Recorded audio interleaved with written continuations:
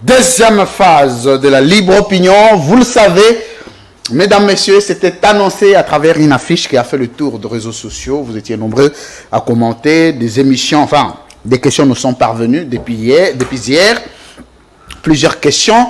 Alors, comme j'ai introduit les premiers sujets, nous voulons réévaluer le processus électoral en République démocratique du Congo. C'est qu'a été exactement les élections pour notre pays. Vous savez, pour chaque cycle, nous nous inscrivons dans l'histoire de la démocratie ou des démocraties du monde. Et nous devons aussi évaluer les échecs, les erreurs, les difficultés. Mais nous devons tracer du chemin pour essayer de légitimer les dirigeants issus de mêmes élections à travers leur crédibilité, leur transparence et leur démocratie. On va parler de l'alliance, des alliances politiques qui se formalisent déjà au sein des camps politiques. J'ai suivi un député journaliste qui a dit que l'Union sacrée serait une plateforme électorale. Pourtant, l'Union sacrée n'a pas aligné de candidats pour les élections. C'était d'office une plateforme politique, mais au sein de laquelle vous avez la plateforme des Camérés et son camp, la plateforme de l'UDPS et son camp. Et là, d'autres plateformes naissent encore au sein de l'Union sacrée. De l'autre côté de l'opposition, il y a plusieurs tractations, notamment avec Martin Fayoulou, Théodore Ngoyi, mais aussi Moïse Katumbi. On se demande est-ce qu'il va se dégager d'autres plateformes au sein de l'opposition pour essayer de redéfinir le combat pour les 5 ans encore de Félix Tshisekedi à la tête du pays. Nous allons parler de la crédibilité de chaque candidat président de la République que nous avions eu aux élections de 2023. Kinshasa, vendredi 26 janvier 2023.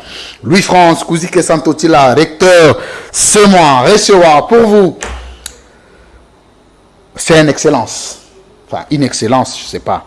Excellence Tony Bolamba Kassus, fonctionnaire international, ancien gouverneur de l'Équateur, candidat président de la République. Un nouveau look. L'homme qui a toujours été habillé en costume, aujourd'hui plié en chemise. Symbole de la révolution, bien sûr. Je crois que lui va dire qu'il était victime aussi du braquage électoral. Monsieur Tony Bolamba, bienvenue. Merci. Comment vous allez? Moral au zénith. Vous ne vieillissez pas, hein? Très bien. Je vais très bien, moral au zénith. Merci. C'est votre rentrée aujourd'hui, hein? Oui, c'est ma rentrée. Ah, ouais, pour l'année 2024.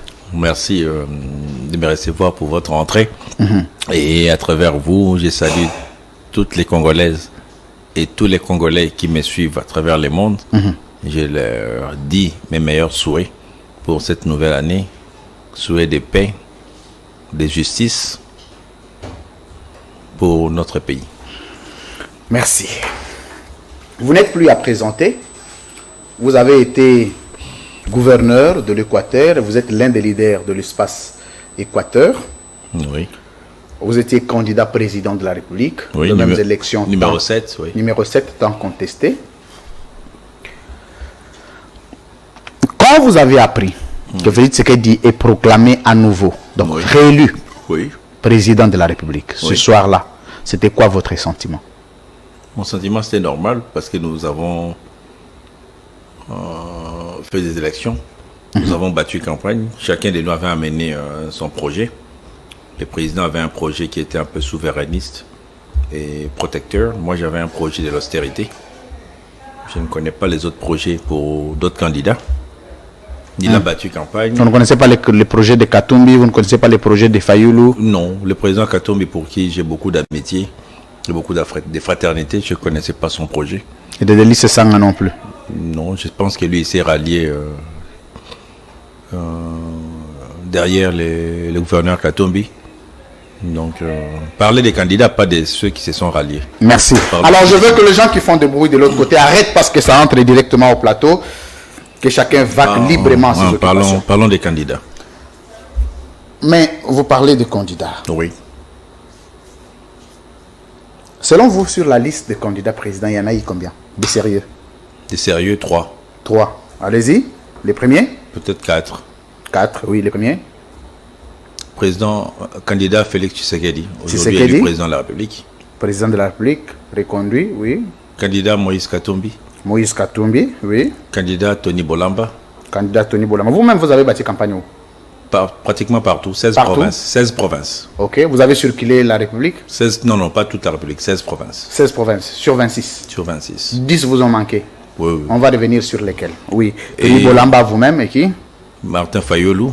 Martin Fayoulou. Un peu Adolphe Mozidou. Parce que d'ailleurs, on s'est croisé à Kisangani. Quand moi j'ai quitté, lui, son Il faut avion, demander aux gens d'arrêter les bruits dehors. son avion atterrissé. Alors, Donc on était à peu près 4 ou 5. très bien. 1, 2, 3, 4, ça fait 5. Oui. Ok. Vous êtes du quoi? Et quelle a été votre lecture? Vous êtes un fin politique? Je ne sais pas si je suis un fan politique. Oui, vous l'êtes parce que vous êtes dans le milieu politique, ça fait des années. Vous devez avoir eu des expériences, des mauvaises comme des bonnes. Moi, j'ai toujours eu des bonnes expériences. Des Il n'y a bonnes jamais eu de expériences. mauvaises expériences avec moi. Même avec les FCC, Des très bonnes expériences. des bonnes. Oui. Mais malheureusement, vous ne vous serez jamais la main avec Chadari. Mais c'était une très bonne expérience. Comment ça? Parce qu'il a perdu les élections présidentielles. C'est pas possible. Bon, on va rentrer dans cette considération-là. Mais C'est une très bonne expérience pour moi. Peut-être qu'une mauvaise pour lui. Parce qu'à ces jours, moi je suggère d'ailleurs qu'il entre dans les livres des records. Parce que c'est le seul ministre de l'Intérieur au monde qui a perdu une élection présidentielle. Et dauphin. Macky Sall, ministre de l'Intérieur, il s'est embrouillé avec son mentor qui était le président Ouad. Il a gagné le présidentiel. Nicolas Sarkozy, ministre de l'Intérieur, il s'est embrouillé avec son mentor qui était le président Chirac. Il a gagné le présidentiel. Chadari, ministre de l'Intérieur, adoubé par son mentor, il a perdu les élections. Donc, c'était une très bonne expérience pour moi. Parce que je lui avais promis qu'il allait perdre, mais une mauvaise expérience peut-être pour lui. vous voyez? Non, c'est pas mon ami. On a eu des relations, des collaborations. Moi, j'ai mes amis. Lui, il a ses amis. Parce que les gens confondent les relations, des Ce collaborations. sont qui vos amis? On ne connaît personne. Aussi, Comme qui? En politique? en politique, Ouais. les défunts Manda Mobutu qui est décédé, c'était mon aîné, mon ami, Ce sont des gens, les gens qui sont actifs sur la scène. qui sont actifs. Oui. J'ai deux amis en politique. Le premier, c'est moi. L'autre, je les garde dans mon cœur.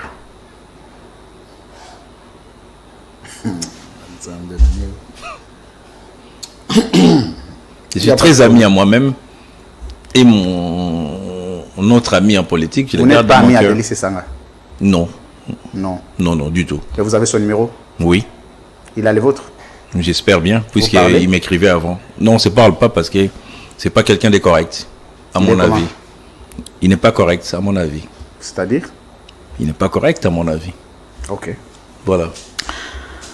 Quelle lecture vous faites des élections de 2023 émaillées de plusieurs irrégularités? Je voudrais qu'on reprenne la même vidéo d'abord, qui résume les irrégularités du processus des élections de 2023. Comme ça, vous allez vous faire une lecture nette. Oui.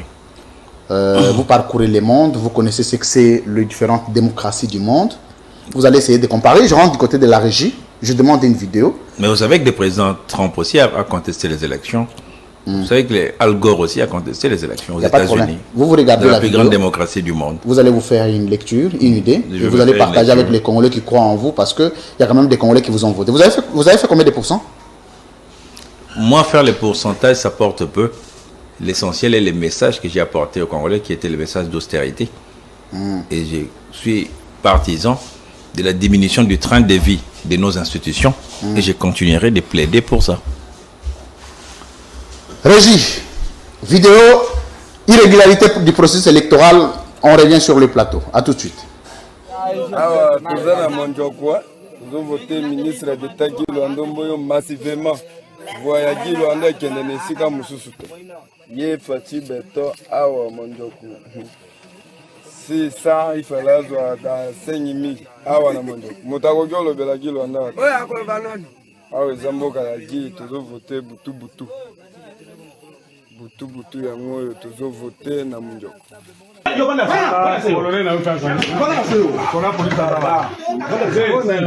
Machine à mouvement. Vous constatez la machine, c'est-à-dire qu'il travaille dans la main. TCV. Dis, vous prenez CV, hein? TCV dans le chef des centres. Alors, dis, il y a mon pôle. Moi, quand on fait le constat, on prend Machine à voter yango tokuti bazo voter na kati ya ndako. Machine à voter yango taba papier yango. Wewe utate menani. Machine à voter yango. Bazo voter na ndako. Cher monsieur, vous vous permettez de voter pour un autre candidat dans la maison. Moi, je suis en concurrence avec Séphorien Toumba. Et vous vous permettez de voter pour Tshisekedi lui a donné le travail. Tshisekedi a nommé Séphorien Toumba au haut niveau. Et vous vous permettez de venir...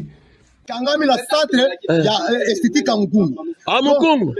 Dodo kangi bango nyonso bazali awa. Botala bakiti. Bakiti électoral yango wana. Bakiti nyonso yango wana na baka.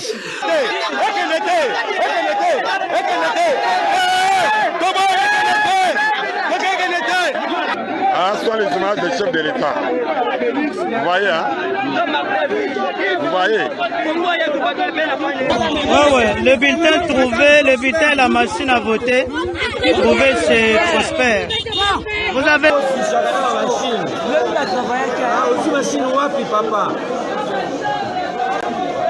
Yo, mas, aussi machine noire. Eh, dis, mais c'est les gars interview. Aussi machine. Merci. De retour sur ces plateaux. Vous avez en face de vous, mesdames, messieurs, les différents ratés issus des élections. Vous avez vu des gens qui ont voté, qui ont possédé. On appelle ça la détention illégale de machines à voter, qui ont voté à la maison. Certains candidats qui sont élus députés nationaux, dont le même voix ont servi aussi les présidents de la République. Mais certains ont été invalidés pour le même voix. Monsieur Tony Bolamba, comme candidat président, Oui. quelle est votre lecture de cette vidéo? Ce sont des vidéos. Vous savez, avec les nouvelles technologies, on peut tout inventer. Ah. Voilà. Vous savez, monsieur, vous êtes devant un criminologue. Hein? Oui. Je peux analyser les faits.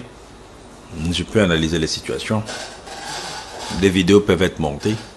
Je ne dis pas, les vidéos que vous venez de nous produire sont montées ou pas. Bon, je ne connais pas la véracité, mais ma réaction, mais ce sont que des vidéos. Mais les constats que j'ai faits, la majorité des gens qui ont été invalidés sont les anciens du FCC, qui ont une culture de fraude dans leur âme. Ça insinue quoi? Ça insinue. Ils ont une culture de fraude dans leur âme.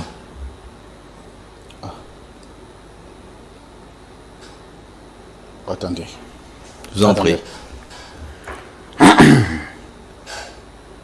Citez-moi tous les candidats qui ont été... Oui, oui, c'est ce que je suis en train de faire. Voilà. Je vais recenser la liste. Recensez-moi la liste. Jean-Tini Ngobila. PPRD. Charles Mbutamuntu. PPRD.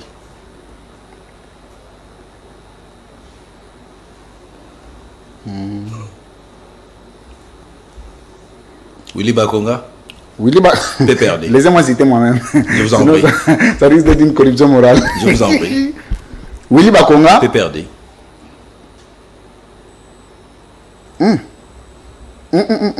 Ça devient dangereux. Attendez. Vous voulez que je vous aide? Non, non, non, non, non. Laissez-moi m'aider moi-même. Je vous en prie. L'enfant peut quitter les ghettos, mais les ghettos ne quittent pas l'enfant. Nana Manouanina. Elle n'est pas de PPRD. Elle est tshisekidiste. Nana Manouanina. Oui, la ministre est pris le président. Bon, je ne la connais pas. Kinke Moulumba. PPRD. Ou FCC. Ou AMP.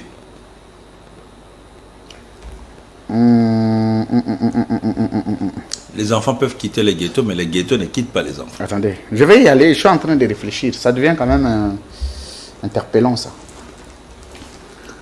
Il n'y a plus Procoqui, là où on prenait des décisions pour nommer les députés. Maintenant, il faut battre campagne. Procoqui ou les présidents Nanga et les autres. On m'a dit que le président Nanga est devenu rebelle d'ailleurs. On va entrer sur ce sujet. On m'a dit ça. Laissez-moi terminer la liste. J'ai vu ça sur Twitter. Mais il y a aussi plusieurs qui ont été invalidés, oui, qui ne sont pas du... Donnez-moi des noms.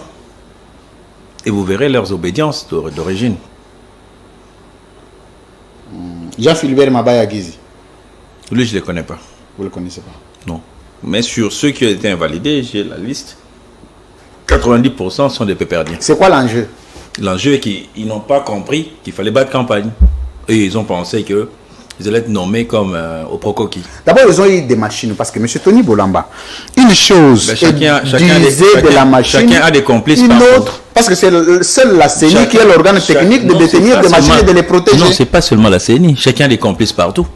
Quand il y a des braquages, il n'y a pas seulement les complices internes ou quoi, mais chacun a des complices partout.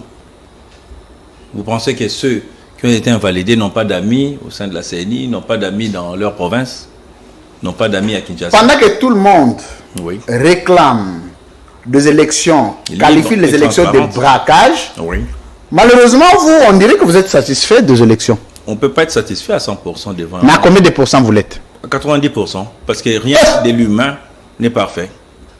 Donc, à 90%, comme on le dit chez nous, vous êtes satisfait des élections? Je suis satisfait qu'on a eu les temps. C'était dans les timings. Oui. Je suis satisfait que les peuples congolais est allé voter. Bon, mais malgré. Je suis satisfait qu'on n'a pas coupé l'Internet aux Congolais. Je suis satisfait qu'il n'y a pas eu de mort pendant les élections. Nonobstant qu'il y a eu quelques intolérances, comme la maman qui a été molestée parce qu'elle a été proche du président Katumbi. Je suis satisfait que tout s'est passé dans les calmes. Surtout, il n'y a pas eu beaucoup de... Vous êtes satisfait aussi des résultats des élections? On ne peut pas être satisfait à 100%, comme je venais de dire. Raison pour laquelle je ne cesse de dire que tout ce qui est de l'humain n'est pas parfait. L'humain se trompe toujours. L'humain commet des erreurs. L'humain est toujours à la quête d'une certaine perfection pour l'amélioration de la cité. C'est mon opinion, mon approche. Tony Cassius Bolamba, merci. Alors, on va réévaluer les processus. Il y a des alliances politiques qui se font, de part et d'autre. Vous vous retrouvez de quel côté? Apparemment, ça c'est un discours de l'Union sacrée. Oui, je me retrouve toujours dans... Vous êtes à l'Union sacrée? Je suis en alliance, oui. Vous soutenez les présidents? Je soutiens la République. Si la République est incarnée par le président, on va soutenir le président. Si la République est incarnée, et comme nous sommes sortis des élections et que la République est incarnée par le président qui est en pleine guerre, nous ne pouvons que soutenir les commandants suprêmes d'une armée qui est en pleine guerre. Et je ne changerai pas mon opinion sur ça, parce que moi je ne suis pas un homme politique, moi je suis un homme d'État. Nous sommes devant des circonstances et des événements qui concernent directement la sûreté. Fermez-moi là-bas, monsieur. Et la fermeture et la protection de l'État. Raison pour laquelle nous devons soutenir notre armée. Je salue tous nos vaillants soldats qui sont au front dans des conditions qui sont très difficiles. Non, on dirait ce qu'on a français. Hein? En français, c'est qu'on dirait Simbate. Bien. Un problème. Comment on appelle mon gars? L'Équateur à l'école. Non, mongo. Ah, on va direct. Non, mongo. Bisous, tu vas hypocrite. Bisous, Lobaga. Après, les qui n'ont pas. On a José Makila. Dans lobby. Vieux sous mandat à Mbouza. Ngombe. Non, Mbouaka. Mbouaka. Vieux sous mandat. Bongo Jean-Lucien Boussa. Mbouaka. Oh, président Jean-Lucien. Anna Bouja Laguna. Président Jean-Lucien. Jean-Pierre Bemba. Mbouaka. Nous n'avons pas mongo nani aza actif ou aza quand même na poids politique lelo. Tony Bolamba. Nani susu. Vous avez seul mongo tete yo mongo penza. On me dit baninga boy ba sepela note. Non, toi pe ba candidat na biso musu bonga lo ba mbaba tuté. Oh muso utaki olega nani bobo boloko. Ngo so moni etu naye. Posolate. Aussi. Aza pe mongo. Non, toi na gouverneur na biso kala nani. Ngo pa me. Nani. Ngoy Kasanje. Non. Te ngoy Kasanje na Kasai. Non, ngo pa me pa na biso. Bainde.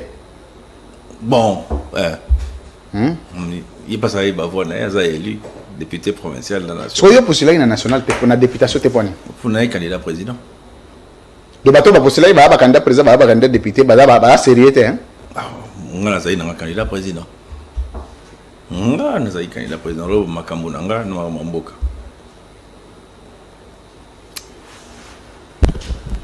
Oui, mon maman, je suis ça, ici, ça va être maïle. Nandengeni. Te ndenge na ndindo sala pe politique ezala pe boité. Osala politique neto lingi te.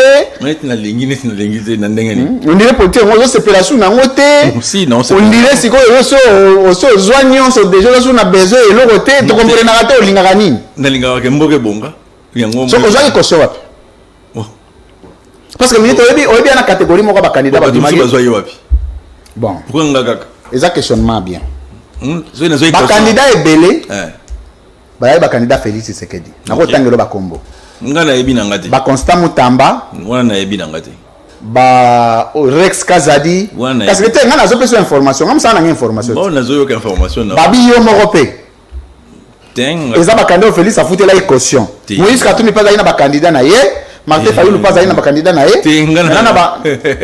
Ngana futela na caution ngamo. Tant dans le bassous ba za orgueil. Tu connais la liste ni parti ni. Ngaza indépendant. Aussi comme Babi aussi 0,00003%. 1% ils ont un problème dit. C'est pas il y a un problème c'est le. Tu vois pendant que l'élection. Aussi $100,000 na ya passe. Non. Au lieu de boire ya on pose à 1%. 1% ils ont problème. Le problème est ça. Il y a bateau bazo comprendre dit. Banang. Bateau.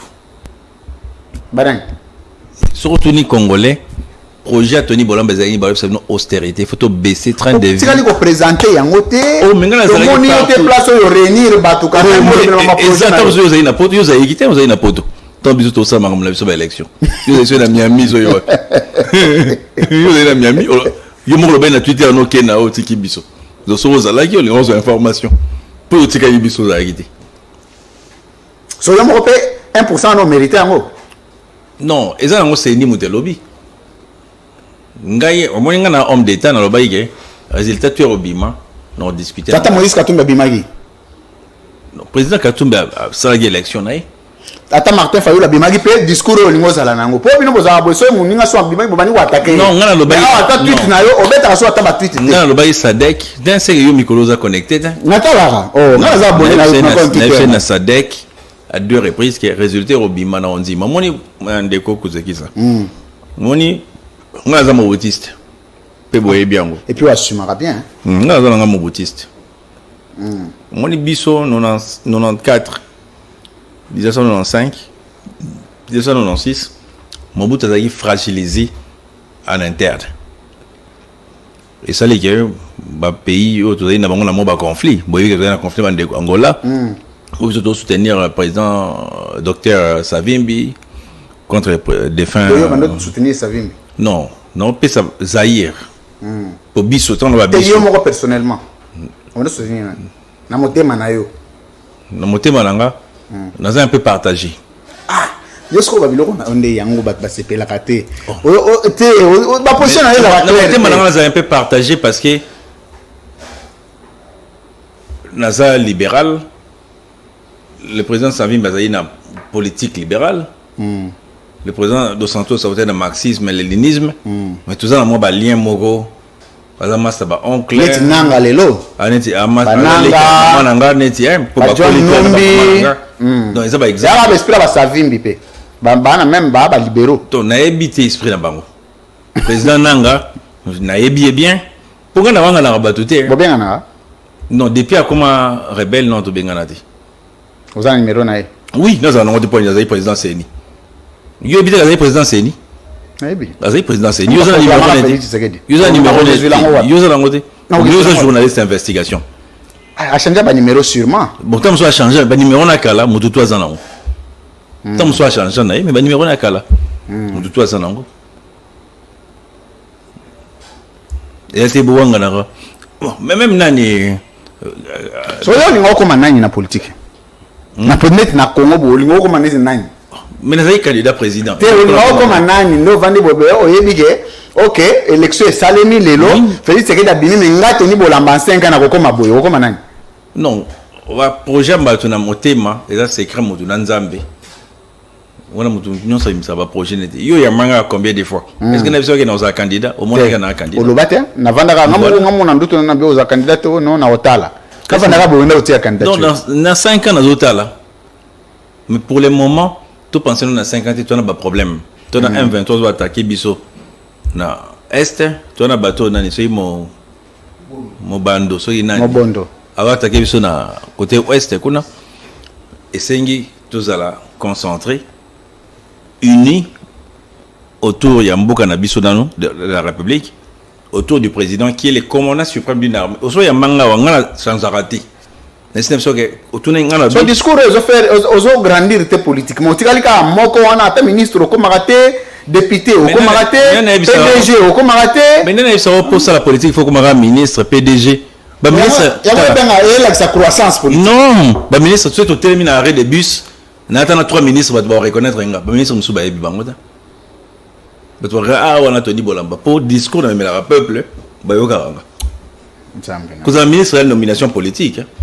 L'OBP, yo, si on a un président, on a consulté, on a bien tout cas de France. On a pensé, est-ce que vous, comme ministre, il y a une fonction politique? C'est là. Mais je te télé maintenant 10 ministres dans l'arrêt. Ah, ils ont bien été. Il faut pas que ça bien.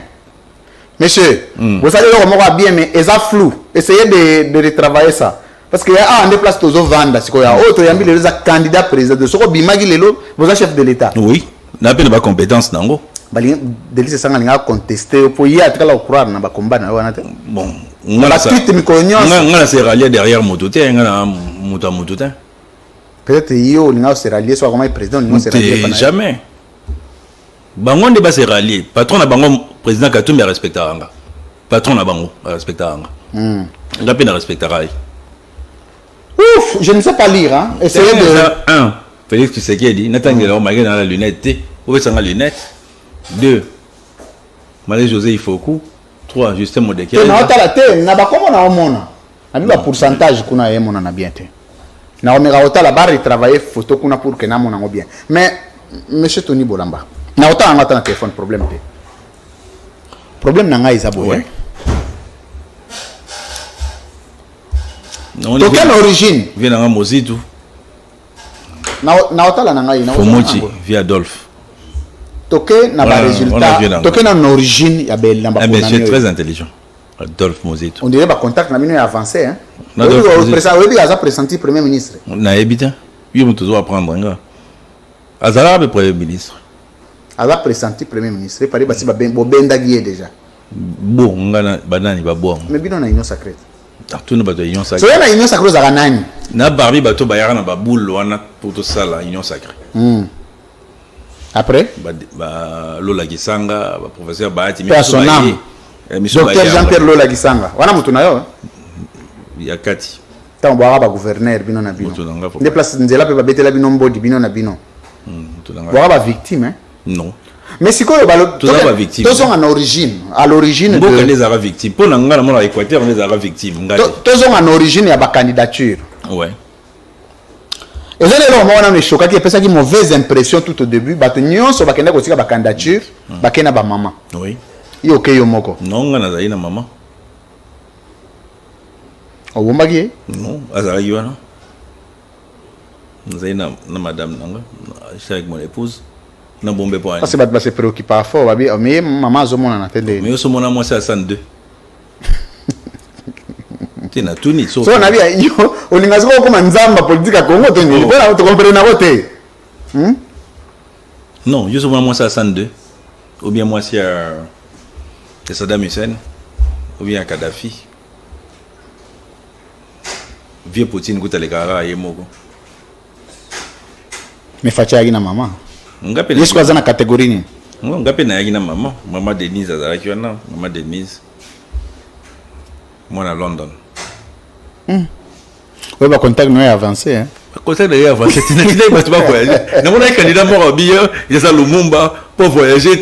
Mais là, tu n'as pas visa. Oh. Ouais. Alors, oui, la journaliste d'investigation. Investiguer. Il y a bien incarnation à Lumumba. Nous avons un voyage. Mutasi n'a pas visa. Ça, c'est l'ambassade des As. J'ai dit un voyage. Daniel Saf. Tu es Lumumba tranquille. Candidat président de la République. Ah, vous avez candidat président. Tu es Lumumba tranquille. Il y a grand-père là-bas. On va ensemble. Il y a grand-père là. Tu es candidat, il y a un voyage. Moi, il y a un réincarnation Lumumba. Voilà, Adolphe Mouzito. Non. Il y a Yogo to Yoyo. 7. Tony Bolamba. 0,07%. Ah, danger. Il y a eu un mouvement qui fallait humble. Pour démonstration populaire, il mais c'est quand humble. peut-être vis-à-vis de Bakanda Moussous. Délice, c'est engagé combien? Vis-à-vis de Bakanda Moussous, on a c'est rallié dans la modalité. Projet, moi, il y aura une élection. Il faut avoir un projet. Il faut avoir un projet. Les présidents. Non, non, ils ont ni partiel, ils ont définitif. Parce que dans un tableau. Au moins, il y a un président Félix Tshisekedi. Non, il y a un projet souverainiste, un protecteur pour la nation. Il y a un projet austérité pour diminuer les trains de vie de l'État pour créer une classe moyenne. Biso ka mutu akina ba projet, toyeka biso mibale. Ba projet ba donso na ebita. Tayo moko pebino mibale ndeni. Oh. Hein? Ozo Martin Fayulu, ozo c'est Martin Fayulu pembeni. Non. Ngana ebi nanga projet ya président Fayulu ti. Mais so toni bato projet nanga ba tutu ba ebi austérité. Toyeka 2 personnes. Et toyeka 3 personnes ba ba kije électoral. Ba kije un électoral. Yo kije ne zayop. Nakita mwana en diagonale à GG Mart. So budget na réunion sa campagne là combien? Mais aux journalistes à investigation. Mais il faut pas dévoiler les autres. Na ba réseaux sociaux biloko à traque comme belé. Bon étali bango. Votre budget a été évalué na au moins tout na bateau. Obiso Hollandais réseaux sociaux au vivre été. Moi je vous dis bateau c'est ton paraton na réseaux sociaux bateau balata ba cravate, ba veste.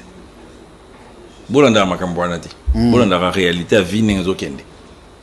Parce que les réseaux sociaux et BBC bah via bateau, le BBC va venir à bateau va continuer en concurrence les réseaux sociaux. Raison pour laquelle bateau il faut errement basé dans le monde réel. Bateau dans le monde réel. Merci.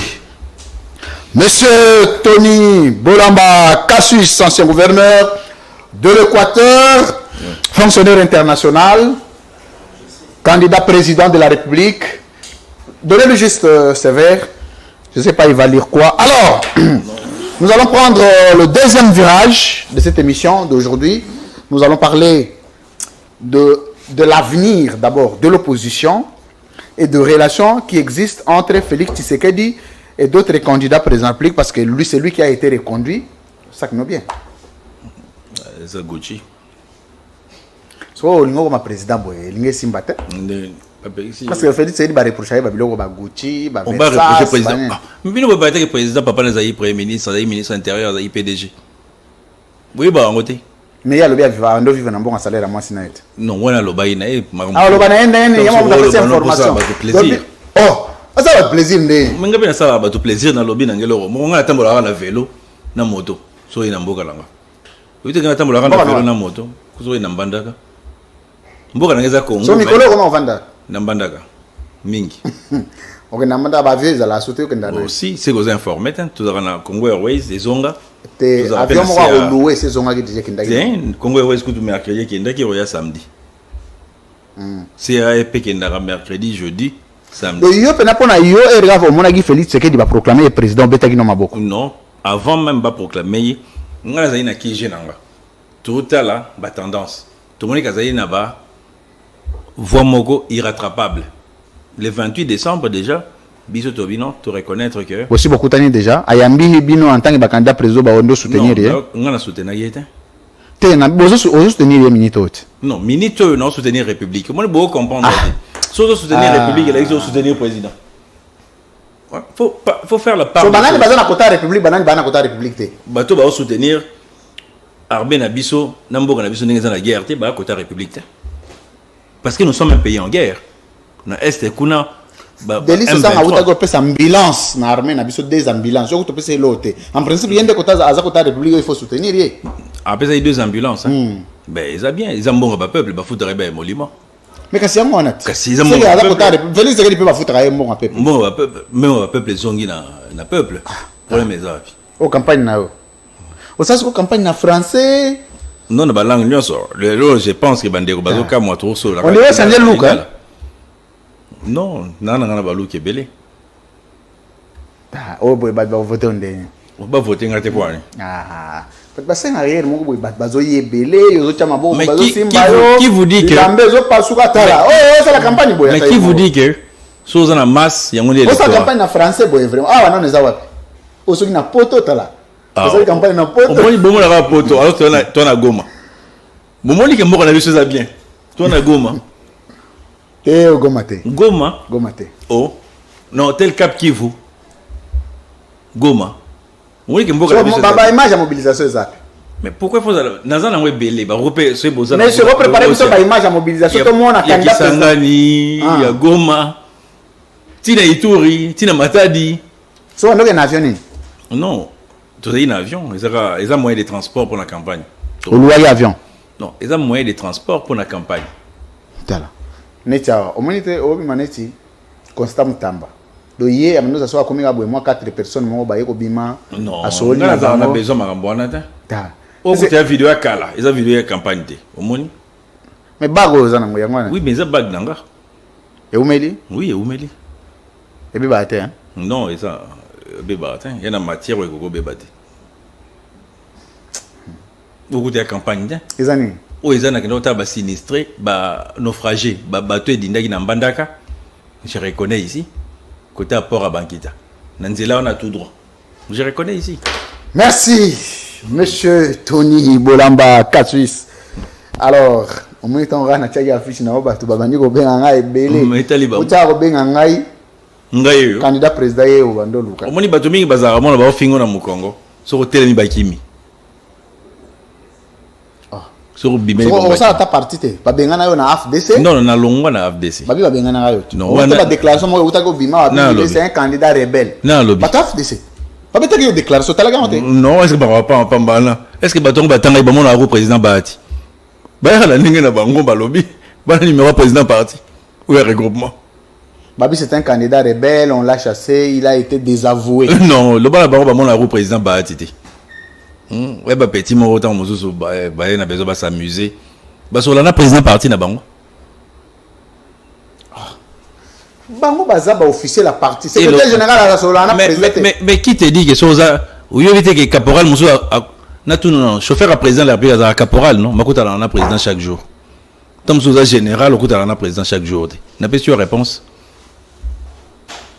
Au secrétaire général la partie qui te dit que directeur la campagne na ezakina. Ngamogo. Nzambe na ngai olia makambo nga namonaka vraiment ba congolais ndo ba congolais tenga moko omoni candidat rebelle par rapport à qui par rapport à quoi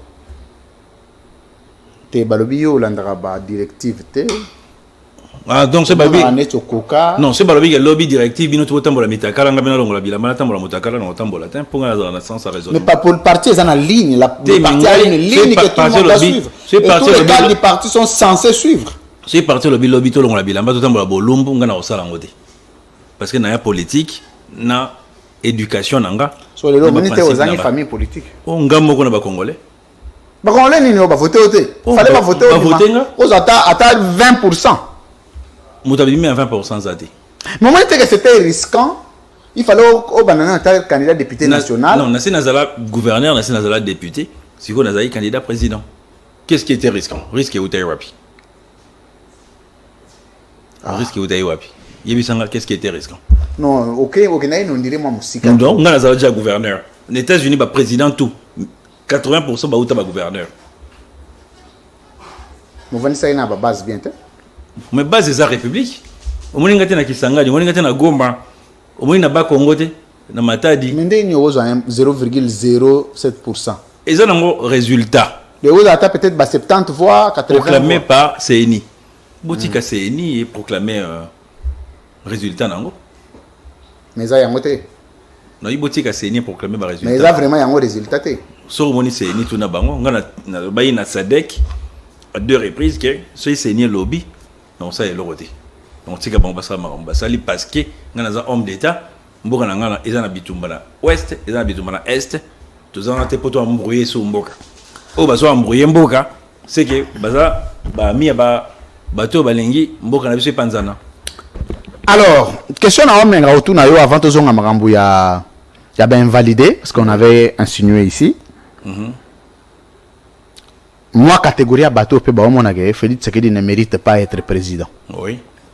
misusu baki kosala rébellion nauti oyebisa yo makambo ka Corneille Nanga ka ya John Numbi baza ebele bakei bango basimi manduki babino Félix Tshisekedi fois longwa bato misusu bazo utiliser ba micro pour dire non monsieur le président yo en tout cas makambo zo simba sauter bato misusu bazo utiliser balabala ba marche bato misusu bazo utiliser ba moyen ebele ba marche non na moni bango te bato ko sala marche awa jour investiture bazaye wapi ponga na jour investiture na zalaki il faut tourner itinéraire bazo ba autorisation na ebiti na mona imoto te yoko kenda ta marche wana te okendo kenda ya même ko protester ba voix na yo yo ma protester atate ezata encore quand on est là protester nga za homme d'état comparant na ba homme politique ti j'ai été reçu par commission Sadeko Bayaki to soli na bango na expliquer bango to parler na parler bango vous préparez la photo ya ba rencontre à Félix Tshisekedi na ba candidat président nyonso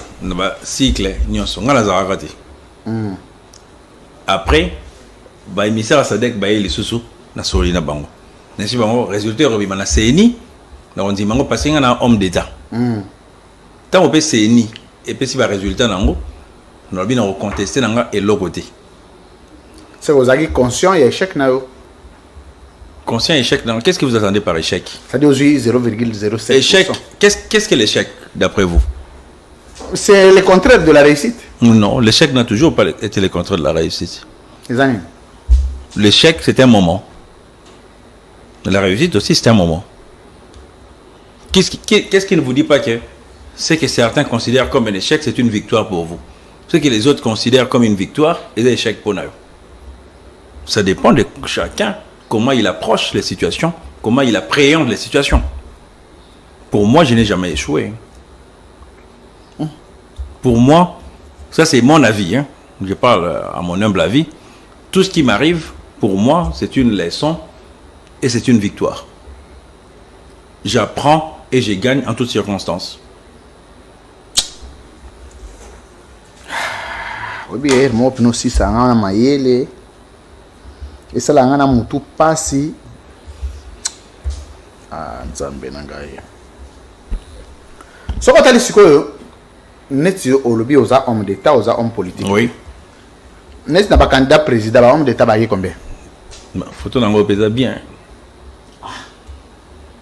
au milieu là va fort hein Cassius non c'est un sénateur romain botanga au moins namboka la biso ministre de la culture vraiment ils ont interpellé ça la bibliothèque est belé ça il en a félicité le président ça rat de bibliothèque on aucun dénaï mais ngana bibi ba passion président parce que le message il faut tenir on a président de la République il faut ça politique culturelle président ministre ça la bibliothèque est belé ministre va exécuter la politique non ministre ne peut pas exécuter que politique à président le ministre aussi peut proposer les innovations il était nommé ministre Vandi non ministre pour Goya oui monsieur le président nga ministre de la culture oui mais on a conseil des ministres tout ça la boye so net yo bo senga net ministère nini ozo sala bien ministère na sala bien o mona ko porter pena o apporter expertise pour na mboka pena ça va so ba pesio non nga za polyvalent té o ça quand même na technicité o na spécialité na yote non moi j'ai fait les relations internationales j'ai fait la criminologie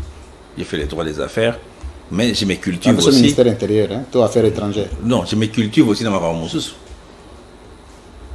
parce que on se limite pas qu'il y a Marambotanga.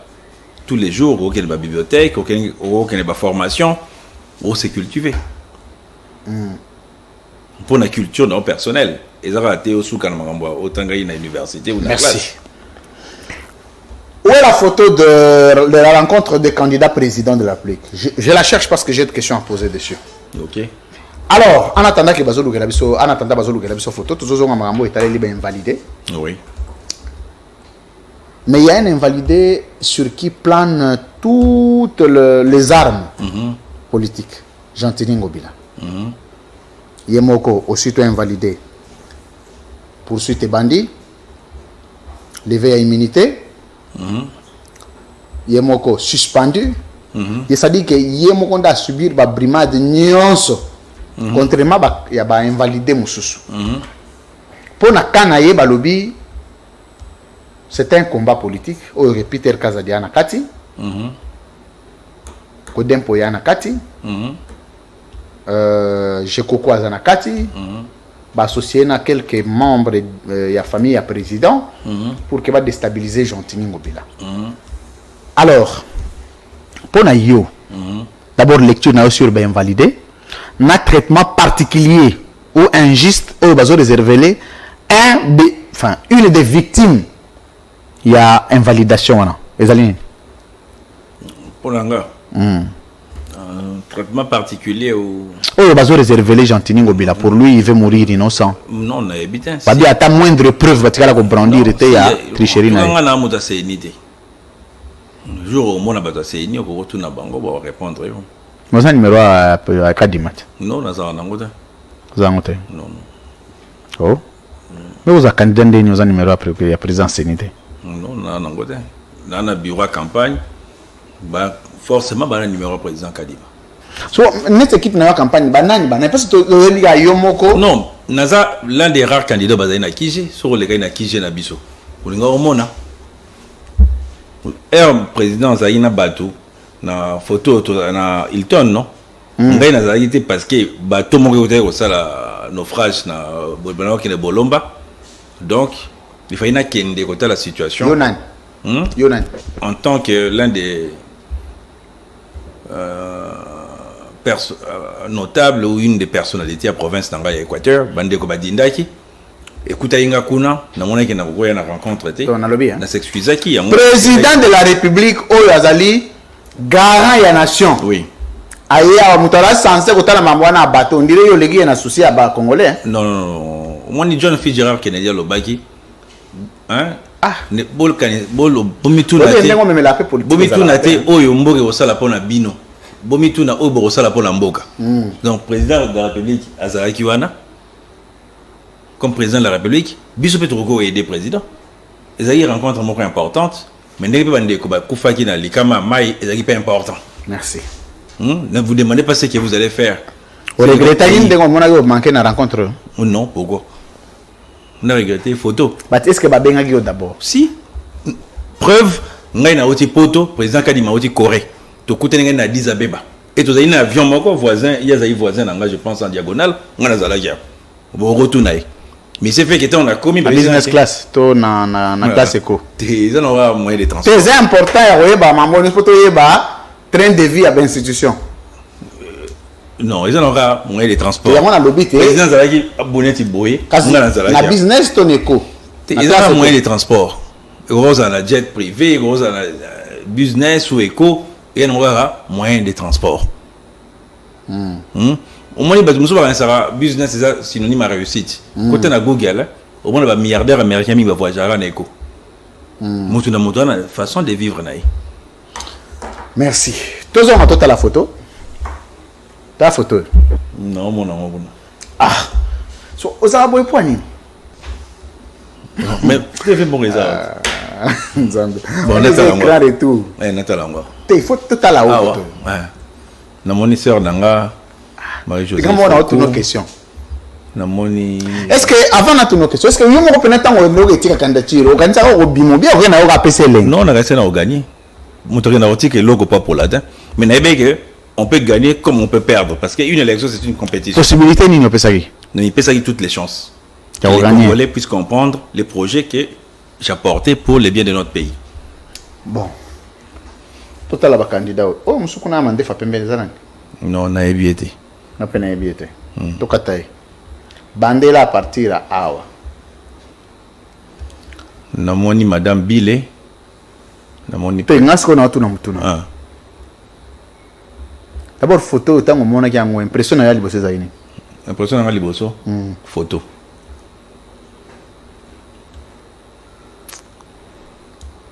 Ok. Nous allons étudier un tout petit peu symbolique. Il y a photo. La position il y a chaque candidat. La place Bacheli, na muto avandi na ye. Quand on a la voisin il y a chaque candidat, je crois que le protocole d'État et Zoï quand même à disposition pour mettre tout le monde. Au moins la photo. Ce que nous avons protocole d'État. Yo, tu n'as pas si on retourne à côté. Yo, il y a un vanda wapi. Nga. Nenga ozala pembe na président. Pona ndenge batiaki ndenge batiaki na table non ndenge batiaki na table président azalaki boye nga kombo na nga ezalaki en face na ye po babe koza mutu na ye te po baba bandeli na te président azala pembeni ya mutu azosti oui kasi na mutu na ye parce que président aza congolais a président ba congolais nga pe na congolais donc na congolais kasi biso tozali bato na o tout bato na ye puisque ezali président ba congolais ete bato tout ba congolais tangi nga rwandais moko ou bien tanzanien ou bien burkinabé moko aza. Donc ça signifie que yo aux AP na bonne relation na ba candidat onyoso. Na bonne relation à tous les Congolais. Au balinga au Congo. Bonne délice sans boire bonne relation te poani. Non parce que ya tumba na ba Twitter non parce que il y a malhonnête. Oh, mais ça congolais. Kasi malhonnête. Asal aiba oni. Yemora ebi ka malhonnête. Ni bosala la cop. Non, tout ça la cop. Siko yo bengi malhonnête ndeni. Yemora ebi. A oda ko Twitter kalaté avant de l'élection abi o reporter aux plaintes. Mais il faut bakanga yo. Tela botunga yo sera mobali. Tribunal loba na pas. Comment ko kimbabi o asuko vendre place mo to comment ko voyager. Non, loba na ke parquet za nango. Et on a Sima Royal là. Ah mobali. Asa avocat. Te yon ba avocat lokuta. Bolongo ma pamba. Patron na respectanga, patron na président Moïse respectanga. Ça patron était partenaire. Patron na respectanga. Est-ce que patron non est? Ngamogo. Patron na respectanga. Parce que ça la rébellion. Rébellion. Il y a ndengeni, il y a minduki ou comment? Rébellion kaka yo pona o yo so ça. Non non. Non ça la. On a so on a battu na convaincre on a ba boule nanga. Pour rythme mais la politique na Congo ici mbaté hein. Aussi au Simba. Vous comme ministre? Au grand ministre. On a déjà gouverneur, on a déjà na ba ministre. Kasi yango wana kokite, il faut comme au grand ministre était. Mais quand on a ba ministre, j'ai nommé, j'ai révoqué. So comme sauter. So Mboke benginga na comme bourgmestre na oboya ta. Mboke benga mtu, Mboke yana numéro te. Non, c'est Mboke muta benga yo, Mboke so numéro Mboka. Non. So Mboke benginga na chef de quartier na Okende. Mboka mona. Bongi quartier. Mboke c'est ba institution de l'État et ceux qui incarnent les institutions de l'État. Tozoni na photo. Est-ce qu'on peut sabiso 5 candidats les plus crédibles? 5 candidats les plus crédibles. Félix Tshisekedi. Oui. Martin Fayulu. Oui. Matata Ponyo. Oui. Adolphe Mozitu. Oui. Sangaye. Sanyo. Adolphe Mozitu. Moïse Katumbi. Kasoso Tangari déjà. Non, non, non. Kasoso Tangari Bandela. Félix Tshisekedi. Oui. Martin Fayulu. Oui. Matata Ponyo. Oui. Adolphe Mozitu. Oui. Moïse Katumbi. Moïse Katumbi. 5 candidats les plus médiocres. En tout cas, on a évité un crédible. Des grands médiocrités. Bon, les 5 candidats les moins crédibles. Natanga Boba crédible. Maintenant, il y a un médiocre et moins crédible. So il attend le combo awa. Il faut aider nga, aider ba Congolais baza parce que les lois ba moni bato ndo mona bango. Balinga ba comme lobby pe akomi pe président abani pe ko diriger. Ba mi bali, oui, mutu na moto ko diriger. Tu es obligé à scripter sur profil à chaque mot. So il attend le combo na yo ebisinga aza crédible ou pas. Doba. OK.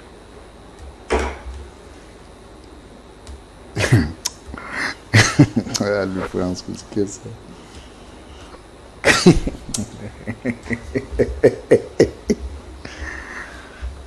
Théodore Ngoy. Tunaimo. Ah. Té. O mani soka, soki aza crédible to vani na oka kimia. Soki aza crédible obi, aza crédible. Soki aza crédible to vani na oka kimia. Félix Tshisekedi. Jour mon président Tunai. Mais ngana sina cité donc on posait la même question. C'est même question à reformuler. Reformuler. Voilà. Nazara moi maele. Naebi. Merci yango na sina lobby. Ouais naebi. On peut poser la même question. Te ngana naebi na reformuler pour na reformuler question. Nazara moi maele. Na tuni question na lobby hein. Nazara moi maele. Etika ngama na sisa naebi kozara maele makasi. Et puis félicitations. Maele na asko minute de servir sumbuka na elote. Na ndenge nini? Okabia moi pas Félix. Na ndenge nini? Yenda komi ko jouir nango. Na ndenge nini? Zola explicite. C'est-à-dire que le candidat président qui a foutu 100 000, 100 000. Et là, il y a combien? 1 million, hein? Il y a des billets il y a $100. Donc 1 million à babi à $100. Aujourd'hui yango, au fouti na banque, aujourd'hui candidature, parce que l'ongoli maman nandako. On met mis na seni, au déposer, au bengi ange kasa, au bandi ba interview qui ça mon bimba pour sali campagne. Oui. Na sou aujourd'hui 0,0. Ils ont représenté combien de Congolais? Na c'est ça. 0,07%. Mais représenté combien de Congolais? Na simanango, na tcheli vidéo moko ba tricherie, otali yango to lobi ko kake. Félix Tshisekedi arrive vraiment vainqueur ya l'élection. Non, vous savez, je vais vous dire une chose. OK. Yebisanga thème ma campagne à chaque candidat. Thème na bango na éviter hein. Na ayo ba directeur ba campagne na bango. Aux journalistes et investigation en plus. Pour ça na ba thème non, ça non parce que peuple a voté qui selon les thèmes. Ba machine on a peut-être déjà na ya ba thème. Non, tout le monde na ba machine. Tout le monde la ndeni za na ka processus. Au moni yora na bisao. Oui. Ngala na thème na campagne sur l'austérité. L'austérité moi zani. Oyo bando tchebozo yemba moto. Ngala ba ko kanga ceinture. Nani kanga ceinture pe pour nani? L'État qui a une ceinture, et on a $20 par député, comme ça on a un salaire de $2,000. Le ministre on a $30,000, on a $3,000. Comment tu peux contredire le président?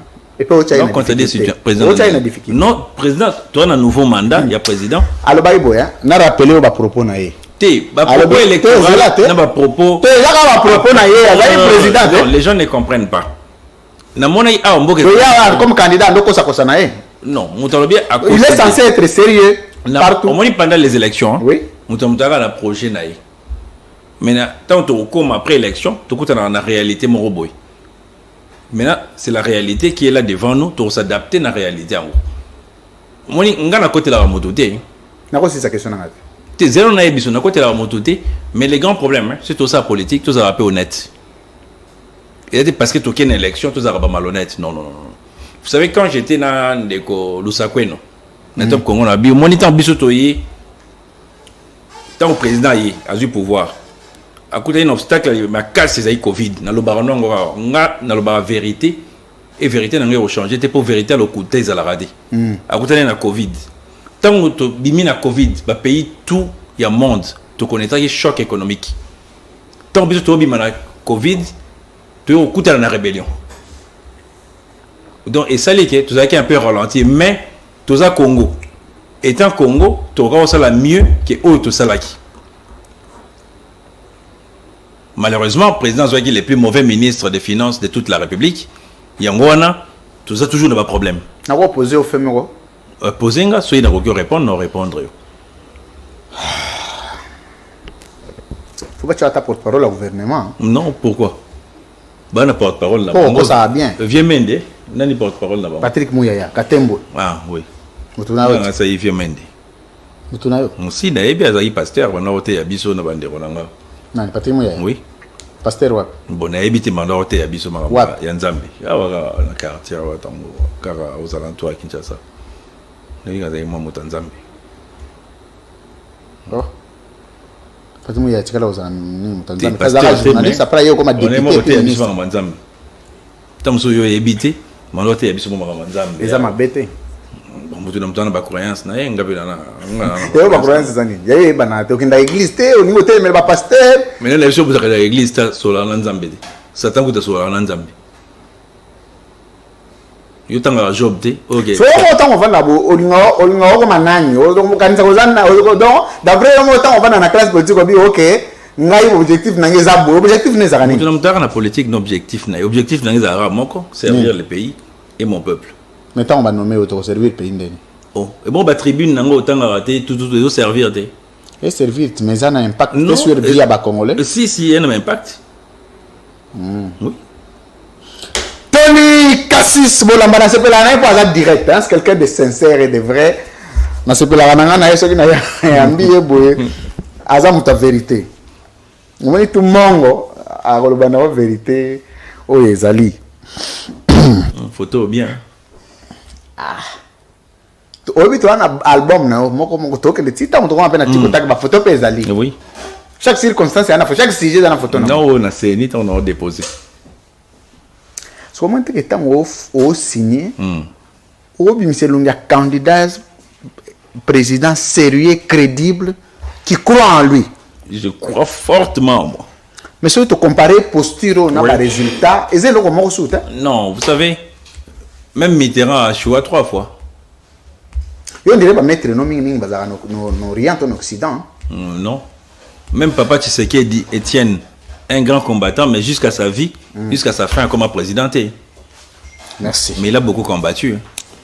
Alors, on va terminer par. On a pas quoi on va mettre, non? Natangelo Mitterrand, Natangelo fait Papa Rani Premier ministre. Ambition a eu en 5 ans, Félix Tshisekedi des années. Ambition en 5 ans. Ambition en Zara Mogo, être au service de mon pays. N'importe quel poste. Ambition en Zara poste été. Au moins, l'ambition en Abisso, tout le monde a une élection, beaucoup de plateforme, donc tout est basé sur des postes. Mais les gens ne se demandent pas, on se réveille aujourd'hui, Bandeko Masisi balala inenganini, Bandeko Ruchuru balala inenganini, Bandeko Bunaganda balala inenganini. Basusi n'angeza yangola. Basusi n'angeza raté. Ah, il faut na bunda comme ministre. Non, souci n'angeza le lot vraiment. Ngayo non mais la boisson. Bandeko Ruchuru vraiment héros. Bandeko Buna. Sozi kaka. Oui. Nombre à bateau au tambola na bango. Na charo automobile au tambola na ngo. Non, on est des accessoires. Accessoires en yango on symboliser souci à peuple non? Oko te kango te non autongi dispensaire moko na est. Ngana zala nga moko na batu na yo moni nombre batu combien? Batu na on a nombre c'est ça combien? Neta au déplacer na batu combien? Non. Eza bandeko mosusu ba bi. Ba ta ba 10. Non, bandeko mosusu ba lobi ke ba yero tala na ndenge le en direct. Po ba mona oka na TV ba lingi ba mona yo siko. Yango ba yi. Et moi ko empêcher bango. So tant on bando que na campagne va to silisa. Tant on bando que na campagne okuta na peuple bando bisa peuple nini. Tu vas voter pour ani. Pour l'austérité. Donc tout c'est privé. Il faut diminuer tes gouvernement, il faut diminuer parce que moi na gouvernement se nommé ba ministre. Préparez-moi la photo, il y a prestation à serment Félix Tshisekedi. On va terminer par ça. Donc, président de notre gouvernement, moi, je vais soumettre tout casser que ça. Parce que on a problème la guerre, tout ça, un plan mon ministre va vendre dans Lemba, Matete, on va vendre à côté Kuna.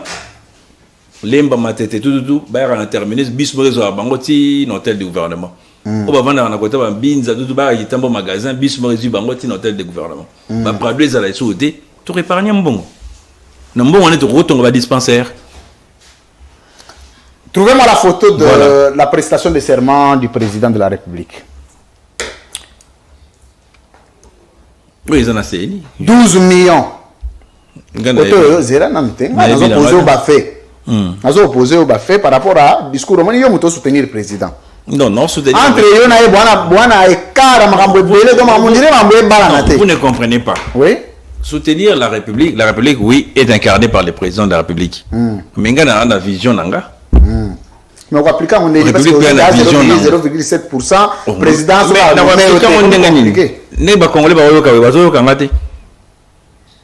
Ba Congolais na olo bazo kangate, bazo yokanga. Au moins gouverneur? Non, on a signé la gouverneur. Aux a candidat gouverneur parce que Moutousso aux candidat président ont échoué. Faut nous place mon go appliquer vision zagi na non. Bon vision il faut appliquer on a qui gouvernera, na appliquer l'austérité na Équateur, na baisser salaire na de 15 000 à 5 000 $. Na ba mamba gouvernement nanga, c'est ça l'austérité. Abi ando beta bashita sima na ndenge muso ando récupérer là. Wana balobi. So ingana salaire mutato atekayo eza mutu muso. Te yenda mi yiba mbongo campagne. Ngaso na yiba $1, yena batu na pe perdre ben ba kanganga la prison. Donc ba mona ke na yiba 1 franc ya Congo te, yango ba réussir ko kanganga te. Yenda mi yiba yango échoua. Merci. Seul ministre intérieur au monde a échoué. Dauphin d'un président a échoué. Il faut bâtir un livre. Il y a Guinness, il y a un record. Mais peut-être Félix peut Dauphin au Rosote. On a eu mon lobby.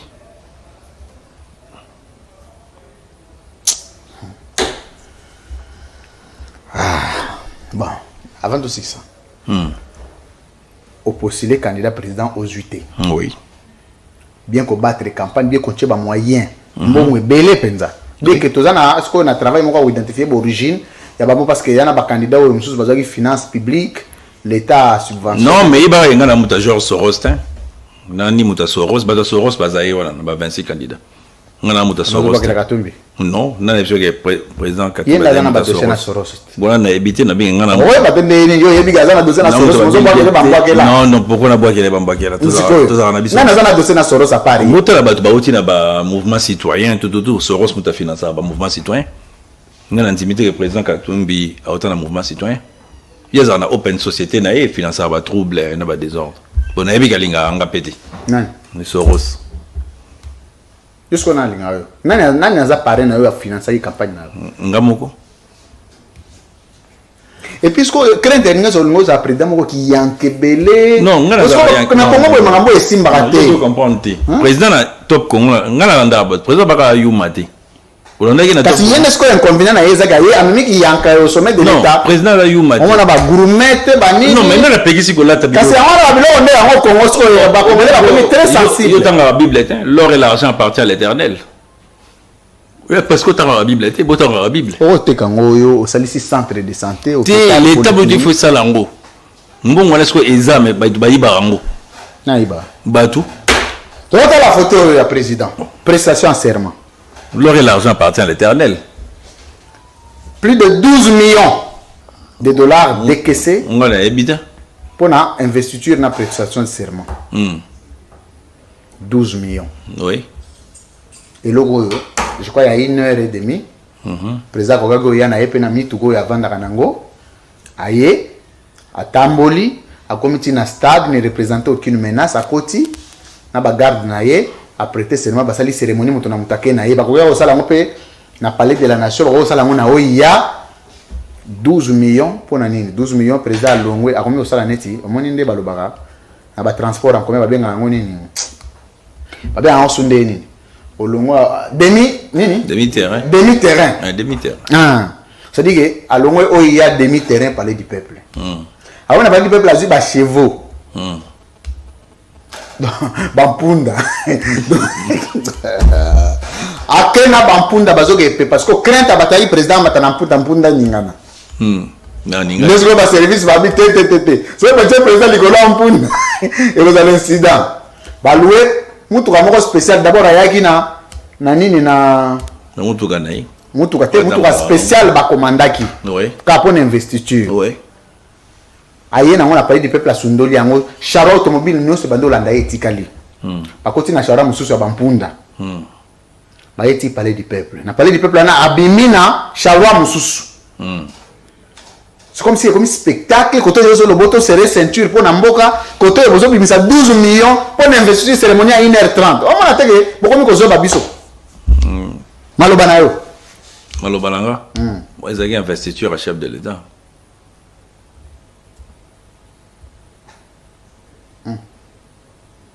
Vous êtes d'accord nango o sepela ki?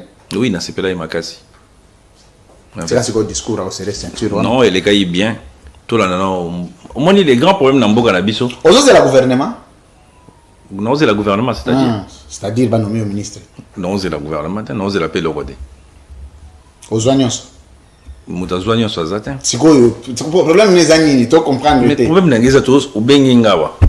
Tout solo là, na CP les a de rentrer dans au début suspension ou rentrer dans oti. Na yewa. Tout solo li. Au moins dans la vie tout est symbolique. Oui. Au moins tout solo li interview tout c'est qui tout les cas élection la plus difficile, la plus chaotique. Non, difficile parce qu'il y a eu des mots violents, il y a eu des inimitiés, il y a eu des blessures. Pour Nanga, Nga sur une situation et se présenter devant un d'analyser la situation en général. Investiture populaire, et ça pour nous dire qu'il faut se réunir bisoto. Tobo sana maï malekaki na campagne, au bafinga ibaninga, au tolobaki, tobo sanango, pour que de l'avant. Pour Nanga, c'était ça le symbolisme. Merci. Merci. Mettez-moi photo, il y a un candidat, il y a un président au Bazouagi par l'investiture. On va terminer par ça. On est président Ghana. Il y a un peu la question. Comme il y a un symbolique, il y a un symbolique. Président Congo Brazza. Nous avons président Sénégal. Président Congo Brazza. Nous avons un appareil. Nous avons un appareil politique. D'abord.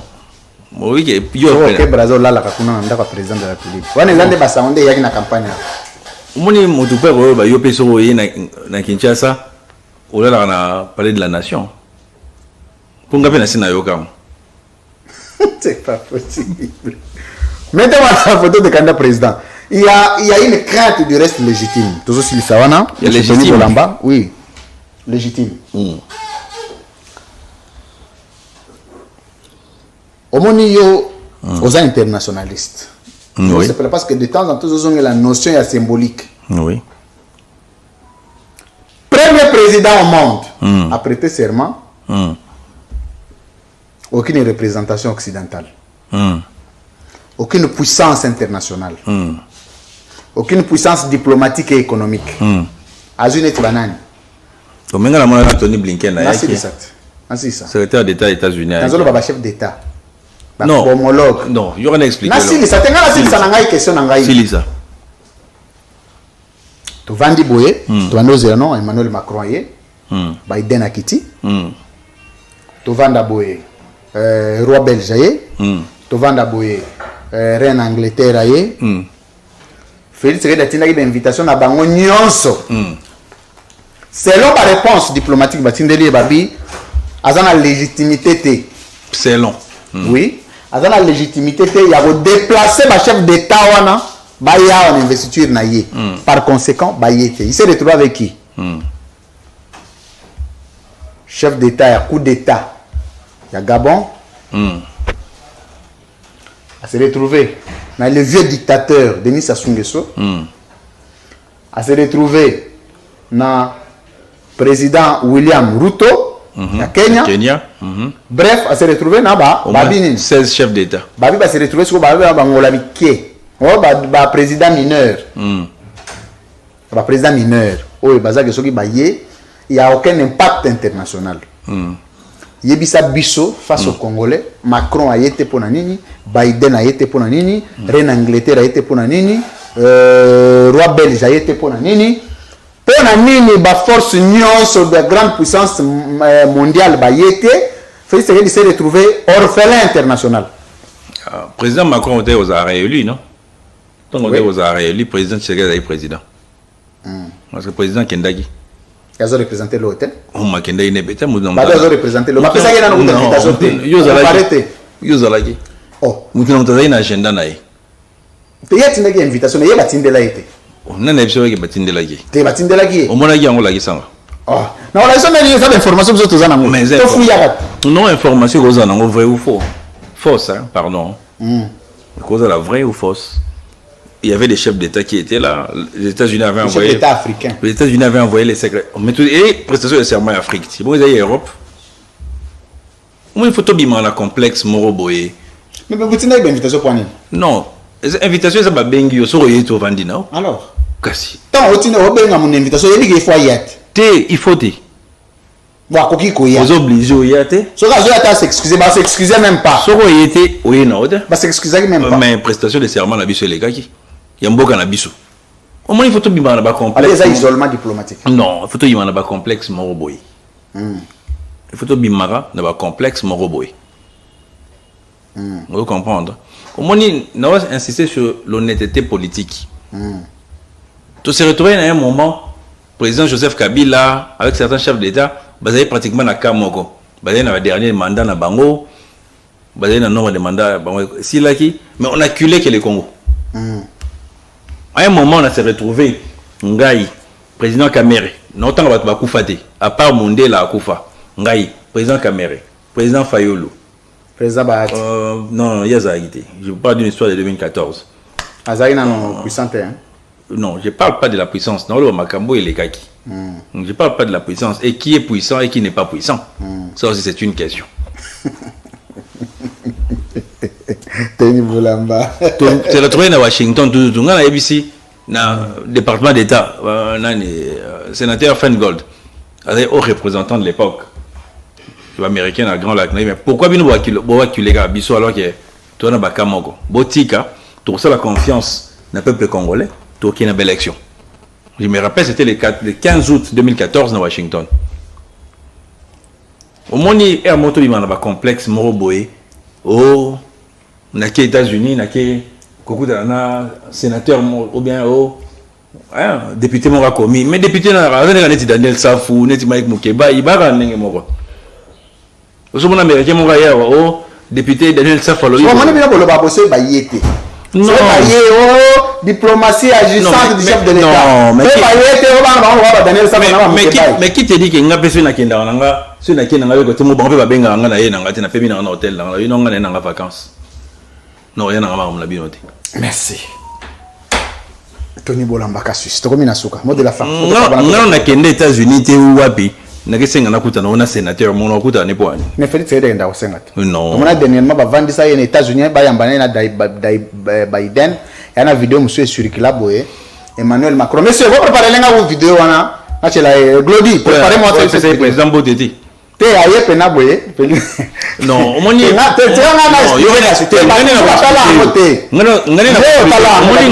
politique avant président Macron. Il y a pas de problème. On a politique.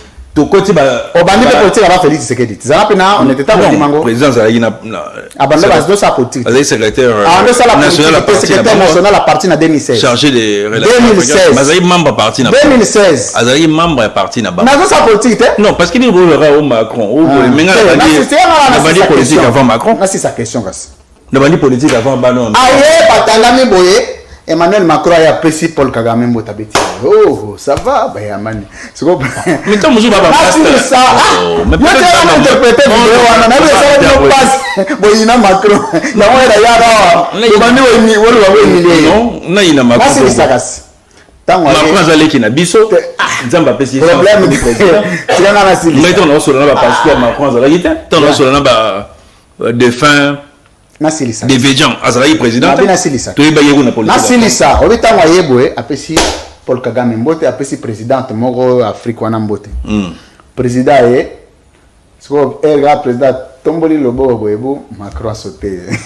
Ce ko président atiko abi abazo abani wezo pasa mulongo. Non, mon si ça Oche mutumbote boye. Oui. Muta sauté. Parce que tellement ba caméra zaki déjà wana akitisi atali président musukoto. Non, bana so na madame ya oyi. Sala mulongo boye. So mutango afa pe kwa mutango wa okipete. So a se retrouver azaye mo mo ya so pe bora nezate. Mbamo abani ko ta. Ano ko bezalate. Abani ko lobela muzela loba abani ko lobela muto apesi ye mukongo so asa nesi ba osora na muto anza mutana aoye batege président de l'obisaye donc avait expliqué ngambo hier zo ba kutu même la même pas pona batu c'était le Congo qui était humilié et que diplomatiquement vous pensez qu'il y a l'impression que la diplomatie de couloir la diplomatie agressive mais nasuka to ye botala ke ba bourte l'équipe télé loba na yo non. Qui ne vous dit pas que le président Macron a mon aguede? On t'a sauté. Mais tant que ça, mon aguede. On est bon interpréter. Non, on va interpréter à Makamboute. Oh, Yozo Kanisa. Pour nga pe ba kanisa la ranga, non? Ba kanisa la ranga na ndenge na bango. Yo pour que ndam nini mess no boy action de grâce au coup de laisser ça au sauter. Non, tant que ça na mon aguede. Osuma mutu liboso na opesi mutu azap me na ye. Non, tant que ça na mon aguede. Je mon amona. Alors on est ça l'incident. Non, na mon aguede, tant que ça na mon aguede. O mon entendeni. Oh, mais na pe mutu na ko se tromper na mon aguede. Nde banda na yepe azara na meshana o mabe. O mengana to kuta na tento pe ba camarade. O kuta na union sacrée kalata ba dialogue zo banda. On est ba dialogue. Moni mutu na mutara na moni les gens confondent les relations na mokili. Tu as ba connaissance. Tu as ba ami. Parce que ceux Nazui n'ont présenté par exemple, hein, monsieur tel, je vous présente Louis France, mon ami. Ou je vous présente Louis France, un ami. Est-ce que vous avez la nuance dans mais les gens confondent. Trop à ma connaissance, il y a monde de politique. Ceux qui ont bimi la porte, connaissance n'a pas sous Kiwana. Merci. Tout coup, on a raté les bandes. Donc, tu vas confondre avec camaraderie, être proche. Oh, merci. Je les connais très bien. Est-ce que ceux qui ont Tony Kassis Bolamba. Tu combines sur l'émission, mot de la fin en 30 secondes. Non, mot de la fin. Le autre soit l'inga la mingi. Moi na fort. Parce que contexte c'est ce que c'est à moi l'inga les aller. Mais vendi. Et combien on vend? L'inga les vendi. Tout combien suka. Tout à l'heure on va recevoir Gaston Piana. Soldat moko ya Argentine ngobila na bisi azela mke. Non, l'inga la langa eza na sololi. Na nga bien. Na pesi ba congolais mbote. toute élection présidentielle bilomo moni bato basala campagne bazalika président ngai na président Katumbi to kei ndenge maponami et kei ndenge ekindamaki sikoyo to na problème na mboka banguna bazo attaquer biso ba jeunes surtout bozala en brigade te na makambo pamba merci tout soutenir mboka merci et na osenga na ndeko na ngai ndeko na nga président Katumbi yonde ndenge totali ossature ya ba résultat okomi chef à opposition na mikolo ezoya na olukana kutala naye oui poto solo là élection toko gagner tout comme toko perdre na yebi ke soki perdre biso tout mutu na mutu ndenga perdre mutu na mutu na pasi na ndenge na motema mais ndenge totali ossature mboka ndenge ba candidat ba bimi na assemblée yende siko chef à opposition assume nani otaye yom totaye te total statistique yim dans na ba 22 ba élection na bino wana bazo contester ngo bino bozo se fier sur ba statistique non yim dans chef à opposition si yom talobi annulation ya mais ngana zo yebise ke yim dans chef à opposition tam so na ba radicaux autour naï alanda ba radicaux na dit parce que les extrémistes n'ont jamais gagné nzele za no mulai to kuta naka to solo en tant que bandeko pour le moment ezabana oza numéro na numéro ni na ngote metona ba camarade encore hein okopesanga pesanga so aussi tu to longwa obengi oui non obenga oebisi ke motif à rencontre ezanini oui ezanini motif à rencontre poto solo la mamboka mamunini mamboka to élection yé pas ayi candidat ngabe candidat to soli mamboka il y a des motifs à rencontre na biso na reno singular non to ken solo mamboka ou à financer nga pour nous l'un des grands téléspectateurs de l'émission à financer non pour le moment c'est ok porte-parole opposition c'est Moïse Katumbi na nombre de députés au Yazanango chef opposition pour le moment c'est Moïse Katumbi yango na mikanda nanga na sengaki tant on a reconnaître victoire à président na sengaki président Koutalana Moïse Katumbi en particulier na président Fayoulou et tout ça la vision na mona ipeke mokonzi na discours na il y a un stade abeke ba candidat nyonso tout solo là ils étaient pas très no kabola merci ba pouvoir mettre solo là parce que tout na élection vous avez na ba blessure na merci tokende monsieur mia ezana mboka son excellence Tony Bolamba Cassius merci beaucoup on a poste nom sauté hein autour dans la question plusieurs fois. Oui, mais elle a répété. Tes réponses, elle a répété. On peut se la même réponse. On dit que ça la c'est pas possible. Alors, mon président, il s'est bien rendu. Il a enquêté, mais il a un cas. Ah, c'est l'autre, il est président en cas. Il a dit que on va te Zimbabwe. Non, il a un cas. Alors, Régie, Tikotak, on se retrouve juste après. Play.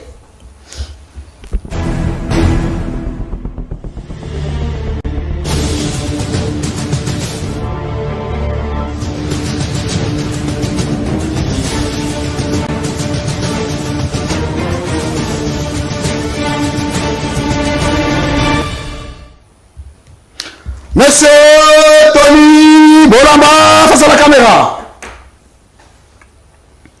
Tout le monde a une photo de candidat président de la République. Na ligne photo en Ezonga. Oyo rencontre la président de la République, na ba candidat président. Très bien. Okoki koyebi sabiso awa. Sur le plan politique. Le candidat président applique le moins crédible. Na bango nyonso. Na ebité. Oyo moni ke soki to votaki ye congolais to lingi to commettre imprudence. Na ebité. Oyo biete. Okoyeko yebisa biso candidat moko. Oyo azali aîné scientifique ya ba candidat oyo nyonso azali atangi koleka bango nyonso. Na ba oyo baza présent. En tout cas, na ebi niveau d'étude à chacun des. Okoyeko yebisa candidat moko tango talaki programme na ye au monaki que s'il était élu, il serait le meilleur président sur base à programme. Le programme na biso tout est différent. On attend il y a président Tshisekedi, mais sous n'attend pas. Pour une mutazalaki challenger na biso, il mutatsaki titre né en compétition. Il y a un autre programme là. okoyeb sanga na ba candidat o nyonso candidat moko oyo ozana numéro na été bosolo la répéter bazamo ebele tanga tangela 3 neti Constant Mutamba oui na numéro na été 7 Kikoni na numéro na été Théodore Ngoy na numéro na été na tangi 3 okoyeb sanga candidat président yo comme candidat président de la République candidat président moko oyo ozana besoin de numéro na tout de suite pour que tu aies en contact na ba au bazar. Bon, ça dépend si tu as un solo. Mamba solo ne va pas entrer dans le contenu, mais ce que tu as dit, lui, j'ai besoin de son numéro, je peux l'appeler à tout moment. Non, il y a quelques-uns qui ont un numéro na bango. Mi balé. Natangi, mais ce sont un numéro na bango te natangi. Nabib te ba oh ozana numéro te ozana besoin numéro ko tu as en contact à tout moment, on regarde l'évolution politique ezokende. En tout cas, na éviter. Hein? Na éviter. Pour éviter na ko aider yo. Ah, aidenga. Ozana numéro à Délice Sanga. Non, on peut faire un numéro patron na bango, donc vous pouvez parler à Dieu casser ça. On peut faire un numéro patron na aide. Yomoro Lobia, on peut faire un numéro patron na aide. Patron na égalité, il y a ça candidat. On va bien pour sur la nzambe avec na basantu. So Dieu na soli na nzambe, si on a basantu to solani. OK. S'il vous plaît, vous faites les bruits. So soli na nzambe, si on a basantu to solani. Ozana numéro à Frank Diom. Mais on peut faire un numéro ya président Katumbi. So soli na nzambe, si on a basantu to solani. Ozana numéro ya Anzuluni. Ana numéro neta. Ana numéro neta. Ba tunaye ba benga inga. So yana pesi ko benga Ça dépend to so la makambo nini tout. Bon bana ba contestation na bango. Ozana numéro ya Pasteur Ngalas. Bon na bien. Ah. C'est pas possible.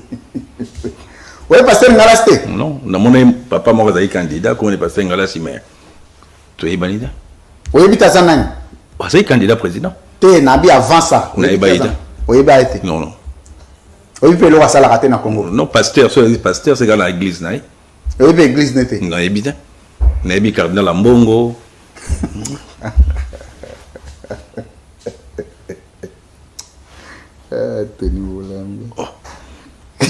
Mais non, c'est bon. Non, connaissance. Monsieur Tony Bolama, face à la caméra. Oui. Est-ce que vous êtes satisfait de la réélection à Félix Tshisekedi comme président de la République? Bon, dans les circonstances. C'est là. Natuni tes circonstances ou pas circonstances, na bandeli question. Yo, vous allez satisfait na réélection à Félix Tshisekedi comme président de la République? Oui. Oui. Vous allez satisfait na ndenge élection et Kambamaki et Salimaki? Oui. Non, tout le banana, oui. Oui. L'œuvre humaine n'est pas parfaite. Nabi, c'est bon, il n'y a pas de problème. L'élection est salamé. Ok, so vous allez satisfait. Salamé. Bon, et salamé. Si c'était à refaire, je suis remis président, au Royaume de me reconduire président Seni. Pourquoi pas, il va s'améliorer. Très bien. L'architecture électorale, la bataille va concourir dans le processus. Moutuni Nyoyo a une tâche d'huile dans le processus électoral il y a 2023. Tâche d'huile, c'est-à-dire? C'est-à-dire que Moutou a tiré semence à Mabé, il y a un mauvais acteur. Acteur Bazagé Belé, c'est ni candidat. Non, c'est ni intérieur, finance, tout bateau, nous va concourir gouvernement, président. Peuple va batteur. Na peuple. Non, chacun fait sa part. Non, Moutou a sali a joué un mauvais rôle. En tout cas, chacun fait sa part. Dernière question. Est-ce que tricherie électorale, il y a 2023, Ezalaki ou Ezalaki te? Ezalaki. Est-ce que le président Zagui n'a pas profiteur? Si le président Zagui n'a pas profiteur. Est-ce que le président Zagui profiteur, il y a tricherie électorale à 2023? A profité qu'il y a un fisc à 1 degré. Bon, on a évité pour bakangai ba candidat député. On a une tricherie électorale au président Zagui vainqueur. Est-ce que Zagui nango bakangai ba candidat député, bakangai ba tricherie sur les Zalaki, est-ce que le président Zalaki nango profiteur ne fisc à un certain degré? On a évité. On a évité. Pliez papier. monsieur ici. On fait ça qui est au papier, non, on a tout dans moto. Ok. Mais là, quand monsieur ici, papa, tu as générique. Ah, ici, il nango.